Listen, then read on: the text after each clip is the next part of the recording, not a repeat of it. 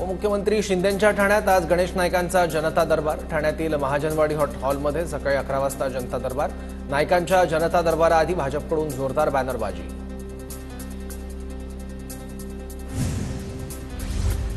फडणवीसांच्या चेहऱ्याकडे बघून लोकांनी निवडून दिलं एकनाथ शिंदेंचा धनुष्यबाण। अजित पवारांचं घड्याळ जनतेनं निवडून दिलं। महायुतीच्या विधानसभा विजयाचं गणित सुरेश दसांनी मांडलं। ठाकरेंच्या शिवसेनेत 2 मर्सिडीज दिल्या की 1 पद मिळायचं। नीलम गोऱ्हेंच्या विधानानं राज्याच्या राजकारणात खळबळ। रश्मी ठाकरेंच्या उपस्थितीत आज महिला पदाधिकाऱ्यांची मातोश्रीवर बैठक। नीलम गोऱ्हेंविरोधात ठाकरेंच्या शिवसेनेतील महिला पदाधिकारी रस्त्यावर उतरणार। बैठकीत आंदोलनाची दिशा ठरणार। आज राज्यस्तरीय पणन परिषदेचं आयोजन। उपमुख्यमंत्री अजित पवार आज राज्यातल्या सर्व कृषी उत्पन्न बाजार समित्यांचा आढावा घेणार। मंत्री जयकुमार रावल आणि माणिकराव कोकाटे उपस्थित असणार। आज मुंबई बाजार समितीच्या सभापती आणि उपसभापती पदासाठी निवडणूक। मुंबई हायकोर्टाच्या आदेशानंतर निवडणुकीची घोषणा। 1.5 वर्षांपूर्वी पद रिक्त। कृषी मंत्री माणिकराव कोकाटेंच्या अपिलावर आज महत्त्वपूर्ण सुनावणी। माडा सदनिका लाटल्याच्या आरोपात जिल्हा सत्र न्यायालयात सुनावणी। शिक्षेविरोधात माणिकराव कोकाटेंचं न्यायालयात अपील। करुणा मुंडेंच्या याचिकेवर आज परळी कोर्टात सुनावणी। धनंजय मुंडेंनी निवडणूक शपथपत्रात खोटी माहिती दिल्याची तक्रार। काँग्रेसच्या सर्व जिल्हाध्यक्षांची आज मुंबईत महत्त्वपूर्ण बैठक। प्रदेशाध्यक्ष हर्षवर्धन सपकाळ यांनी बोलावली बैठक। राज्यातील सर्व जिल्ह्यातील पक्ष संघटनेचा प्रदेशाध्यक्ष आढावा घेणार। राज ठाकरे आणि उद्धव ठाकरे मुंबईत लग्न सोहळ्यात एकत्र। शासकीय अधिकारी महेंद्र कल्याणकरांच्या मुलाच्या लग्नात भेट। मनपा निवडणुकांबाबत उद्या सर्वोच्च न्यायालयात सुनावणी। प्रलंबित निवडणुकांची कार्यवाही पूर्ण करण्याबाबत याचिका। माढ्याचे तहसीलदार हस्तकामार्फतच काम करतात। संजय कोकाटेंनी बैठकीत आमदार अभिजित पाटलांसमोर केला गौप्यस्फोट। पेपळे गावातील विकास भोसले तहसीलदारांचा एजंट। संजय कोकाटेंचा आरोप।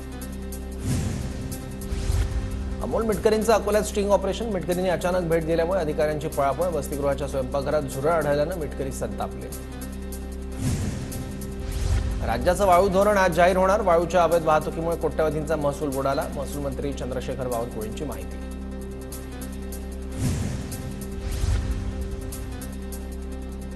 नीलम गोऱ्हेंचे माजी ओएसडी सचिन चिखलीकरवर फसवणूक केल्याप्रकरणी गुन्हा दाखल। निवृत्त पोलीस अधिकाऱ्याची फसवणूक केल्याप्रकरणी गुन्हा। मुलाला नोकरी लावण्याचा आमिष दाखवून 9 लाखांची फसवणूक।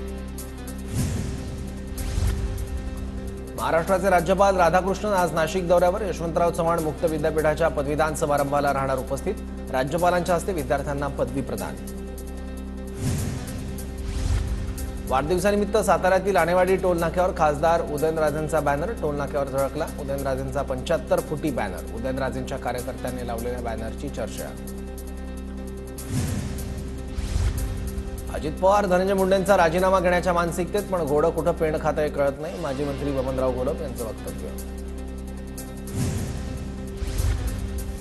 भिवंडीच्या सभेत बोलताना मंत्री नितेश राणे यांची जीभ घसरली। सर्व धर्म समभावावर बोलताना नितेश राणेंकडून अपशब्दाचा वापर। लव जिहाद करत असेल त्यांचा कार्यक्रम करा, तुम्हाला सुरक्षित घरी पोहोचवण्याची जबाबदारी माझी। नितेश राणेंचं भिवंडीत वक्तव्य। इंडियाज गॉट लॅटंट शो मधील वादग्रस्त विधान प्रकरण। रणवीर अलाहाबादियाला आशिष चंचलानीला राज्य सायबर सेलकडून आज चौकशीला हजर राहण्याचं समन्स। मुंबई नाशिक महामार्गावरील जुना कसारा घाट आजपासून पुढील 6 दिवस बंद राहणार। सकाळी 8 ते रात्री 8 वाजेपर्यंत रस्ता दुरुस्तीच्या कामासाठी ट्रॅफिक ब्लॉक असणार। पुण्यात 37 अंश सेल्सिअस कमाल तापमानाची नोंद। पुढील 2 दिवसात तापमानात अधिक वाढ होण्याची शक्यता, हवामान खात्याचा अंदाज।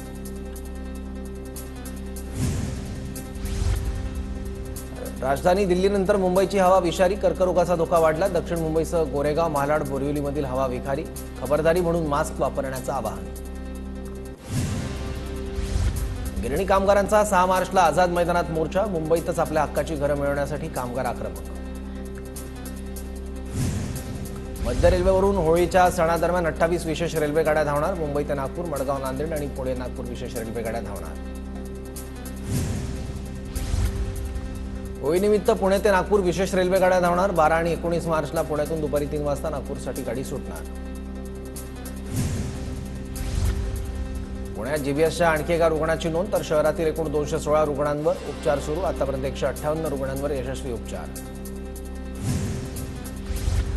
खेड कृषी उत्पन्न बाजार समितीत आवक वाढल्यानं कांद्याच्या दरात घसरण, बाजारभाव 8 रुपयांनी घसरल्यानं शेतकऱ्यांमध्ये नाराजी.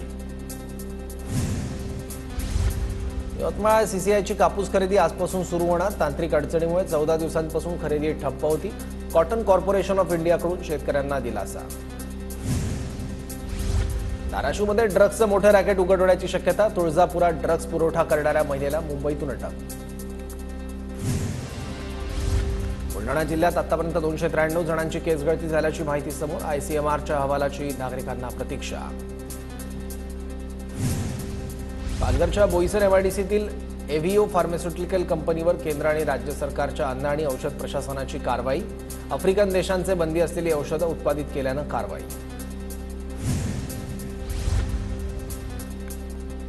कोल्हापूरच्या गडहिंग्लजमध्ये वृद्ध महिलेची हत्या करून दागिने लुटल्याची घटना.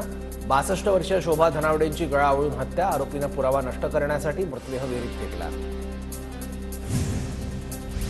पुरंदरमधील वीर इथल्या म्हस्कोबा आणि माता जोगेश्वरी देवीच्या यात्रेची सांगता. रंगाचं शिंपण करून यात्रेची उत्साहात सांगता. 13 दिवसांपासून म्हसोबा आणि जोगेश्वरी देवीचा यात्रोत्सव सुरू होता. धाराशिवच्या उमरगामध्ये सेवालाल महाराज जयंती साजरी. बंजारा समाजातील पारंपरिक वेशभूषा करत मिरवणूक.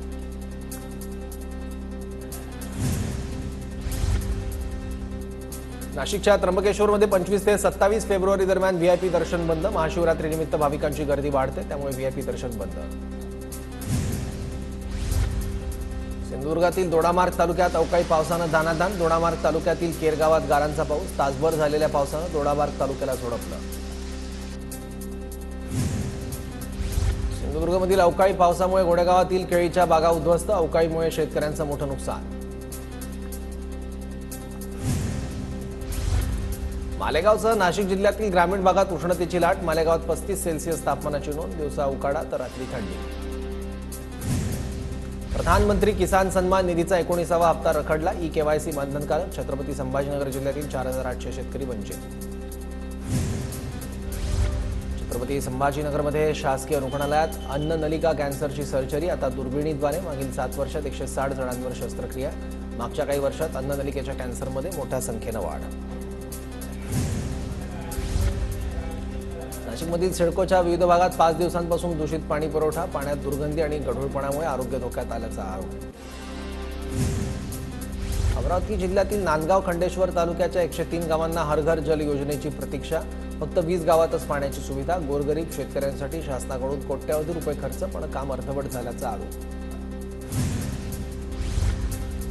अतिक्रमण हटवण्यासाठी नागपुरातील फुटाळा तलाव पाणलोट क्षेत्राचं मोजमाप होणार. अतिक्रमण हटवल्यानंतर तलावाचा ताबा सार्वजनिक बांधकाम विभागाला मिळणार. तर अतिक्रमण करणाऱ्यांविरुद्ध कठोर कारवाईचा इशारा.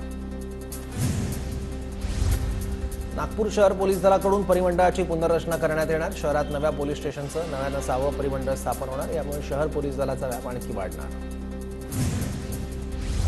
नाशिकमधील कॉलेजच्या हॉस्टेलमधील जेवणातळ्या. आडगाव शिवारातील एका शिक्षण संकुलातला गंभीर प्रकार. तक्रारी करूनही मेस चालकावर कॉलेजने कारवाई न केल्याचा विद्यार्थ्यांचा आरोप. जालना पालिकेची 4050 अनधिकृत नळधारकांना नोटीस. 7 दिवसांच्या आत दंड भरून नळ कनेक्शन अधिकृत करण्याच्या सूचना. छत्रपती संभाजीनगरमध्ये कॉपी केल्याप्रकरणी 28 जणांवर गुन्हे दाखल. फुलंब्री तालुक्यातील वळण पिंपळगावच्या केंद्रावर सापडला कॉपीचा खच. 12वीच्या गणित विषयाच्या उत्तरपत्रिका आणि पुस्तकं सापडल्यानं खळबळ.